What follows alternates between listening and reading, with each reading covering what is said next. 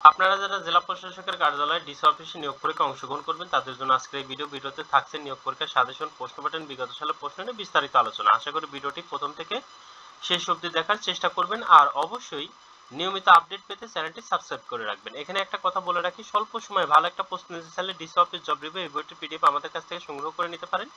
এই বইটির পিডিএফ এর মূল্য মাত্র 40 টাকা। যারা নিতে চান তারা এই নাম্বারে হোয়াটসঅ্যাপের মাধ্যমে যোগাযোগ করে পিডিএফটি সংগ্রহ করে নেবেন। আমরা আলোচনা করব আপনাদের প্রশ্ন কিভাবে আসবে এবং প্রশ্ন প্যাটার্ন কেমন হবে এবং সাথে কোন কোন টপিকস পড়লে কোন কোন বই পড়লে 100% প্রশ্ন কমন পাবেন সেই সকল বিষয় নিয়ে বিস্তারিত আলোচনা করা হবে। অতএব ধৈর্য ধরে ভিডিওটি এ টু জেড দেখার চেষ্টা করবেন। এখন অনেকের প্রশ্ন থাকবে যে ডিসি অফিস জব রিভিউ এই বইটিতে পিডিএফ এ কি কি আছে। এই পিডিএফ এ বাংলা, ইংরেজি, গণিত, সাধারণ জ্ঞান মোটামুটি একটা আলোচনা করা আছে এবং বিভিন্ন ডিসি অফিসের প্রশ্নের সমাধান দেওয়া আছে। এখান থেকে 70% প্রশ্ন আপনি কমন পাবেন এই ডিসি অফিস পিডিএফ থেকে। আর 100% যারা প্রশ্ন কমন পেতে চান তারা সবগুলো বইয়ের পিডিএফ আমাদের কাছ থেকে সংগ্রহ করে নিতে পারেন। এখানে থেকে 100% প্রশ্নই কমন আসবে সবগুলো বইয়ের পিডিএফ থেকেই। তো আমরা আগে আলোচনা করি যে বিগত সালের একটা প্রশ্ন আলোচনা করি। যেমন একটা প্রশ্ন মানে কোন প্যাটার্নে আসবে, একটা প্রশ্ন ঠিক ডিসি অফিসের প্রশ্ন এরকম আসবে, শর্ট কোশ্চেন রিটেন পদ্ধতিতে পরীক্ষা হবে। কোন কোন টপিকসের উপর প্রশ্ন আসবে? 4টা টপিকসের উপর প্রশ্ন আসবে, বাংলা, ইংরেজি, গণিত, সাধারণ জ্ঞান। এই 4টা টপিকসের উপর প্রশ্ন আসবে। তো বাংলাতে কি কি প্রশ্ন এসেছে একটু দেখে নেই। সন্ধি বিচ্ছেদ করুন, সন্ধি থেকে প্রশ্ন এসেছে। এক কথায় প্রকাশ করুন, এক কথায় প্রকাশ থেকে প্রশ্ন এসেছে। নিচে বাগধারা দিয়ে অর্থসহ বাক্য রচনা করুন, বাগধারা থেকে প্রশ্ন এসেছে। শুদ্ধ বানান লিখুন, শুদ্ধ বানান থেকে প্রশ্ন এসেছে। এখন সন্ধিগুলো দেখে নেই। স্বর ঋতু, শর্ট প্লাস ঋতু, স্বর ঋতু। প্রত্যাশা, প্রতিযোগ, আশা, প্রত্যাশা। উল্লাস, উৎ প্লাস লাস, উল্লাস। এক কথায় প্রকাশ করুন, মৃত্যুর মতো অবস্থা যার, মুমূর্ষ। রাত্রিকালীন যুদ্ধ, সৌপ্তিক। নিচের বাগধারা দিয়ে অর্থসহ বাক্য রচনা করুন। চাঁদের হাট, প্রিয়জনের সমাগম। রাবণের চিতা, চির অশান্তি। উজানের কই, সহজলভ্য। শুদ্ধ বানান লিখুন, সমীচীন, মনোকষ্ট।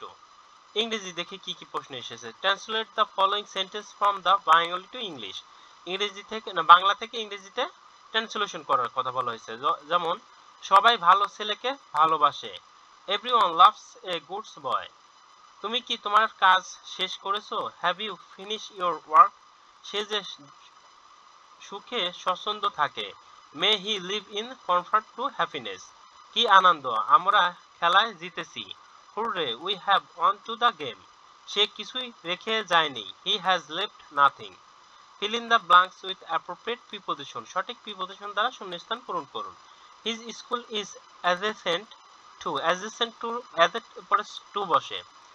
আওয়ার এক্সামিনেশন কমেন্স, কমেন্সের পরে অবশ্যই অন বসে। হি ইজ এলিজেবল, এলিজেবল পর ফর বসে। এক্সেপ্ট, এক্সেপ্টের পরে ফ্রম বসে।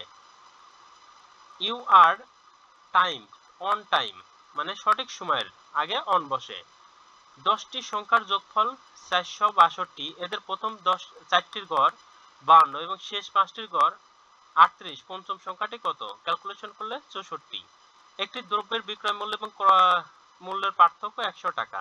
20% লাভ করতে হলে দ্রব্যটির বিক্রয় মূল্য কত টাকা হবে? ক্যালকুলেশন করলে 600 টাকা হবে। নিচের প্রশ্নগুলোর উত্তর দিন। মানে সাধারণ জ্ঞান। বাংলাদেশের সমুদ্র বন্দর কয়টি ও কি কি? বাংলাদেশের সমুদ্র বন্দর বর্তমানে 4টি, যথা চট্টগ্রাম, মংলা, পায়রা, বাতারবাড়ি। আন্তর্জাতিক ফুটবল ফেডারেশন সদর দপ্তর কোথায় অবস্থিত? এটা সুইজারল্যান্ডে, জুরিকে। বাংলাদেশের সর্বোচ্চ আদালতের নাম কি? Supreme court. বিশ্বের পর্যটন দিবস তারিখ পালিত হয় 27 সেপ্টেম্বরে। গ্রিনল্যান্ড কোন দেশের অধীনে? ডেনমার্কের। সুন্দরবন বাংলাদেশের কয়টি জেলা স্পর্শ করেছে? 5টি।